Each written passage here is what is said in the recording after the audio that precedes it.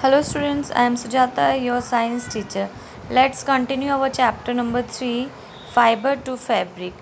Students, हम अपनी previous class में चैप्टर्स के बारे में इस चैप्टर के बारे में रीड आउट कर चुके हैं। हम इसमें वुल कैसे हम ऑब्टेन करते हैं, उससे फाइबर कैसे बनाते हैं, इसके बारे में रीड आउट कर चुके हैं, है ना बच्चों।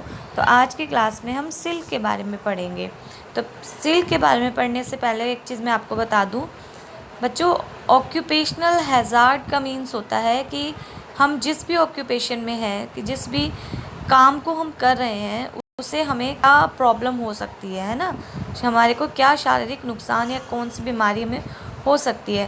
तो बच्चों, जो शॉर्टर्स थे जो कॉटन बनाने का काम करते हैं, तो जो शॉर्टर्स है ना बच्चों, तो उनकी जॉब को बड़ा रिस्की कहा जाता है। क्यों कहा जाता है? क्योंकि कई बार वो एक बैक्टीरिया होता है एंथ्रेक्स, जिससे वो इफ़ेक्टेड हो जाते हैं, है ना।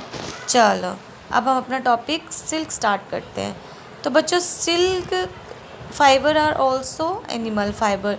जैसे वुल एनिमल फाइबर है, सिल्क भी क्या है हमारा? एनिमल फाइबर है। Silkworm spin the silk fiber. The rearing of silkworm for obtaining silk is called sericulture. It is the important term, student, to remember that the rearing of silkworm for obtaining silk is called sericulture. You also underline this, बच्चों. Find out from your mother, aunt, grandmother the kind of silk saris they have. List the kind of silk. Before we discuss the process of obtaining silk, it is necessary to know the interesting life history of the silk moth. जैसा कि मैं आपको पहले भी बता चुकी हूँ कि जो सिल्क है बच्चों, वो सिल्क वॉर्म से लिया जाता है, ठीक है। तो सिल्क कैसे बनता है, ऑब्टेन होता है, उसके लिए पहले हम सिल्क वॉर्म की या सिल्क मॉथ की लाइफ हिस्ट्री देखेंगे। The female silk moth lays eggs from which hatch larva which are called caterpillar और सिल्क वॉर्म। बच्चों, जब एक फीमेल सिल्कवॉर्म एग हैच होता है ना, उसका एग लेज करती है, फिर उसके बाद वो एग हैच होता है, तो उससे एक कैटरपिलर निकलता है जिसको सिल्कवॉर्म कहते हैं। They grow in size and when the caterpillar is ready to enter the next stage of its life history called pupa. वो साइज़ में ग्रो होता है और जब वो अपनी लाइफ की नेक्स्ट स्टेज में जाता है तो उसको प्यूपा बोलते हैं। It first weaves a net to hold itself. और वो क्या करता है, अपने चारों तरफ एक जाल सा बुन लेता है। Then it swing its head from side to side in the form of the figure 8।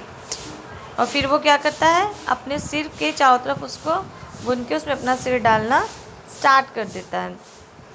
During this movement of the head the caterpillar secret fibre made of a protein which harden and on exposure to air and become silk fiber। अब जो बच्चों उसने अपने चारों तरफ जो जाल बुना ना, एक्चुअली वो क्या है, एक तरीके का प्रोटीन है जो एयर के कांटेक्ट में आकर हार्ड हो जाता है और उसी से हमें सिल्क फाइबर मिलता है। Soon the caterpillar completely covered itself by silk fiber and turns into pupa. This covering is known as cocoon। तो बच्चों क्या होता है कि जैसे ही वो अपने चारों तरफ ये नेटवर्क बना लेता है, नेट बना लेता है, तो वो क्या होता है, वो प्यूपा की स्टेज में एंटर कर जाता है और उसकी इस कवरिंग को कोकून कहते हैं। The further development of the pupa into moth continuous inside the cocoon. और वो प्यूपा से जो मॉथ बनता है, एक एडल्ट बनता है, वो उस कोकून के अंदर ही उसकी डेवलपमेंट होती रहती है।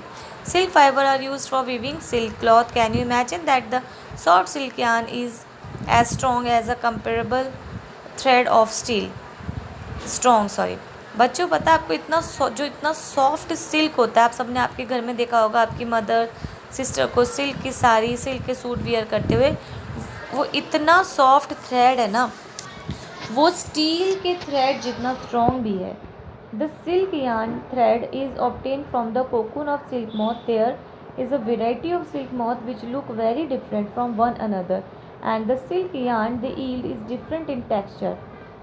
Thus, Tassar silk, Moga silk, Kosa silk, etc. are obtained from cocoons spun by different type of moth. The most common silk moth is the mulberry silk moth. The silk fiber from the cocoon of this moth is soft, lustrous, and elastic, and can be dyed in beautiful colors. अब बच्चे ये देखो कि क्या है कि जो ये सिल्क डिफरेंट टाइप के सिल्क्स होते हैं ना, वो डिफरेंट टाइप के सिल्क वॉर्म बनाते हैं ना, डिफरेंट टाइप के सिल्क को डिफरेंट टाइप के सिल्क वॉर्म बनाते हैं। और जो मोस्ट कॉमन सिल्क है वो क्या है, मलबरी सिल्क मोथ, यानी जो शहतूत होता है, मलबरी का जो पेड़ होता है उस पर जो सिल्क वॉर्म रहता है, उससे जो मोस्ट कॉमन सिल्क है हम उससे ऑब्टेन करते हैं। सेरीकल्चर, कल्चर ऑफ सिल्कworm is a very old occupation in India. India produces plenty of silk on a commercial scale. क्या होता है, इंडिया ना बहुत ज़्यादा कॉमर्शियल स्केल पर क्या बनाता है, सिल्क का प्रोडक्शन करता है। ठीक है, अब आपको यहाँ पर ये एक्टिविटीज़ दी हुई हैं कि डिफरेंट टाइप के सिल्क वॉर्म्स की और सिल्क की जो एक्टिविटीज़ यहाँ पर गिवन है। क्या है आपकी activity 3.5, collect piece of silk cloth of various types and paste them in your scrapbook. You can find them in a tailor shop among the heap of waste cut pieces. Take help of your mother, aunt or teacher and identify the type of silk. मतलब आपको ये कहा है इसमें कि आप different type के silk के क्लॉथ लो, उनके टुकड़े लो टेलर की शॉप से लेकर और उसको अपनी स्क्रैप बुक पे पेस्ट करो। और क्या करना है आपको, स्क्रैप बुक पे पेस्ट करने के बाद उनके नेम्स को लिखना है। ठीक है, अब ऐसी एक्टिविटी 3.6 है कि take an artificial silk thread and a pure silk thread, burn this thread carefully, did you notice any difference in smell while burning. आप आर्टिफिशियल सिल्क लो और नेचुरल सिल्क लो, उनको बर्न करो। बच्चों पता है क्या डिफरेंस होगा, जो आर्टिफिशियल सिल्क होगा जब उसको बर्न करेंगे तो उससे प्लास्टिक जैसी स्मेल आएगी, है ना। ऐसी आपकी एक्टिविटी 3.7 गिवन है। अब देखो, अब है फ्रॉम कोकून टू सिल्क। अब हमने ये तो पढ़ लिया कि भाई सबसे पहले फीमेल जो मॉथ है उसने, सिल्क मॉथ है, उसने क्या करा कि एग लेस करे, फिर उससे एग से क्या निकला, लार्वा। जब लार्वा प्यूपा की स्टेज में एंटर करता है वो अपने चारों तरफ एक कोकून बना लेता है। अब उस कोकून को ही सिल्क थ्रेड हम वहाँ से निकालते हैं। तो सिल्क कैसे ऑब्टेन करते हैं ये देखते हैं। For obtaining silk, moths are reared and their cocoon are collected to get silk thread. उनके कोकून से हम सिल्क थ्रेड निकालते हैं बच्चों। ठीक है, अब रियरिंग सिल्क वॉर्म क्या है, मतलब सिल्क वॉर्म को पालना फॉर द सिल्क। ठीक है, a female silk worm lays 100 of eggs at a time. The eggs are stored carefully on strips of cloth or paper and sold to silkworm farmers. अभी क्या करते हैं कि जो एक सिल्क वॉर्म है 100 के लगभग अंडे देती है, उनको क्या करते हैं लोग, पेपर पे या क्लॉथ पे बड़े आराम से उनको केयरफुली उनको स्टोर करते हैं और सिल्क वॉर्म जो फार्मर्स हैं जो सिल्क वॉर्म बनाते हैं उनको बेच देते हैं। The farmers keep egg under hygienic conditions and under suitable condition of temperature and humidity. और फार्मर्स क्या करते हैं, उन एग्स को बड़ी ही सुटेबल कंडीशंस में रखते हैं, उनका टेम्परेचर और ह्यूमिडिटी हर चीज़ करेक्ट हो। फिर the eggs are warm to a suitable temperature for the larva to hatch from egg. जब लार्वा उसको निकल आता है, फिर this done when mulberry trees bear a fresh crop of leaves. The larva called caterpillar or silkworm eat day and night and increase enormously in size. और वो larva क्या करता है, जब एग से आता है वो दिन रात शहतूत की पत्तियों को खाता है ताकि वो अपना साइज़ को बढ़ा ले। फिर the larva are kept in clean bamboo trays along with freshly chopped mulberry leaves. After 20 to 30 days, the caterpillar stop eating and move to a teeny chamber of bamboo in the trap of spin cocoons. अब वो larva खूब खाता है, फिर 25-30 दिन बाद वो क्या करता है बच्चों, वो अपने उस बैम्बू ट्रे के अंदर एक जगह बैठ के अपनी चारों तरफ कोकून बना है। अब इन कोकून्स को क्या करते हैं, इनको ना प्रोसेसिंग करी जाती है, इनको बॉयल किया जाता है। The pile of cocoon is used for obtaining silk fiber. Processing देखो कैसे होती है। The cocoon are kept under the sun or boiled or exposed to steam. या तो उसको धूप में रख देते हैं या बॉयल करते हैं या स्टीम करते हैं उन्हें। The silk fiber separate out. The process of taking out thread from the cocoon for use the silk is called reeling the silk. अब उससे क्या होता है, सिल्क फाइबर और अलग हो जाता है और इस प्रोसेस को कहते हैं reeling the silk. Reeling is done in special machines which unwind the thread or fiber of silk from the cocoon.